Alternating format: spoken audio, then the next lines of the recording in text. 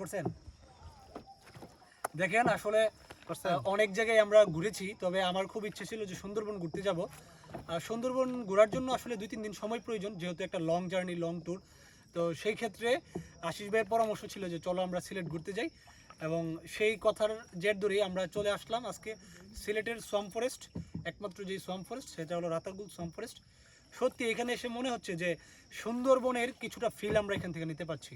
সুন্দরবনের আমরা যতটুকু ভিউ দেখেছি, যদিও আমরা সচক্ষে বা যাই নাই ঘুরতে ওইখানে, তো এই জায়গাতে সুন্দরবনের ও ঠিক একই রকম সাদৃশ্যপূর্ণ কিছু সিনারি আমরা দেখতে পাচ্ছি।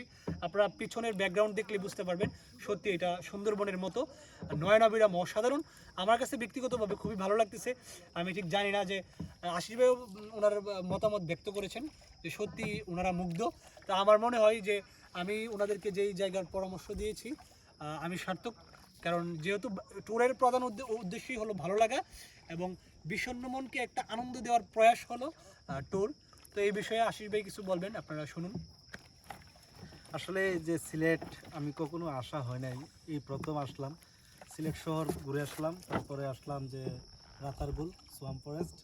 এটা আসলে সত্যি একটি ইউনিক একটি প্লেস, কারণ বলতে গেলে যে এই পানির মধ্যে যে আমরা বলি যে জলাবন, এই জলাবনটা আপনি শুধু সুন্দরবন এবং এই সিলেটই দেখতে পারবেন বাংলাদেশের মধ্যে।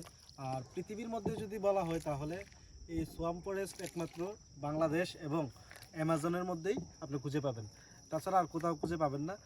দেখেন এখানে গাছপালা আছে, তার উপরে যদিও এখন শীতকাল, ড্রাই সিজন, পানি এত বেশি না, তারপরেও মনে হচ্ছে যে যাই আছে পানির মধ্যে, যেমন মুক্তা গাছ।